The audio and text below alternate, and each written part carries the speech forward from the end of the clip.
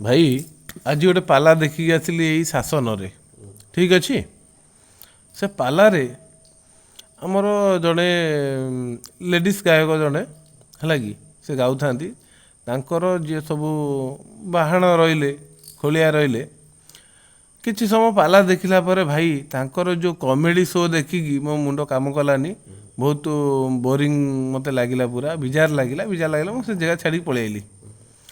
ମୋତେ କହିବ କି ପାଲାରେ ଏ ଯେଉଁ ଦ୍ୱୈତଅର୍ଥକ ଆମର ଯେଉଁ କମେଡ଼ି ସବୁ କରୁଛନ୍ତି, ଏ ସବୁ କମେଡ଼ି କ'ଣ ମାନେ ତା'ର ସମାଜକୁ କ'ଣ ଯାଉଛି ତା'ର ଉଦ୍ଦେଶ୍ୟଟା କୁହ?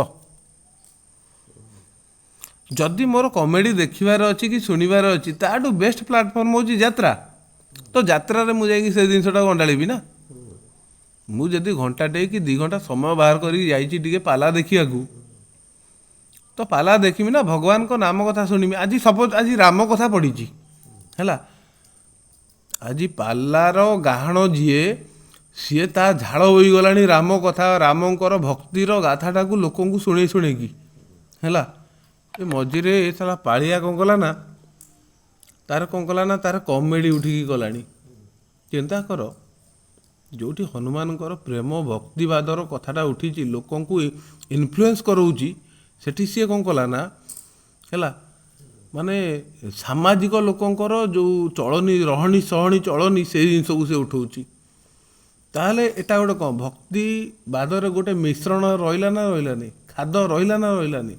ଯେଉଁ ଲୋକଟା ପ୍ରକୃତ ମାଇଣ୍ଡଫୁଲି, ଯେଉଁଟା ଆମେ କୁହନ୍ତି ହୃଦୟ ସହକାରେ ଯେଉଁ ଜିନିଷଟା ରିସିଭ୍ କରୁଥିଲା, ତା ସାଙ୍ଗରେ ଏ ଜିନିଷଟା ଅପମିଶ୍ରଣ ହେଇକି ରିସିଭ୍ କଲା ନା କଲାନି? ତମେ କହିବ ହଂସ ଭଳିଆ ସେ ଚାଣି ନେବ, ଏମିତି ହୁଏନି। ହଂସ ଭଳିଆ ଭାଇ କେହି ଜାଣିପାରିବେନି ହେଲା। ସିଏ ତାର ଭଲ ସାଙ୍ଗର ମନ୍ଦଟାକୁ ଗ୍ରହଣ କଲା। ସମୟ ଆସିବ ଭଲଟାକୁ ଚୁପ୍ କିନା ଷ୍ଟପ୍ କରିଦେଇ ମନ୍ଦର ଯେତିଆଙ୍କ ସେ ଶୁଣିକି ଆସିବ, ଫ୍ୟାମିଲି ଆସିକି ପୁଟ୍ କରିବ, ତାପରେ ସମାଜର ସେଇ ଜିନିଷଟାକୁ ପୁଟ୍ କରିବ ହେଲା। ଚାଲିଚଳନ ବ୍ୟବହାରରେ ସବୁକିଛି ସେଇ ଜିନିଷଟା ସେ ମାନେ ଲୋକଙ୍କୁ ବ୍ୟବହାର କରିବ, ଯେଉଁଟା ସେଠି ସେ ଶୁଣିକି ଆସିଥିବ, ଯେଉଁ ଅଧଘଣ୍ଟେ ଘଣ୍ଟେ। କୁହ ସମାଜକୁ କେଉଁ ଦିଗଟା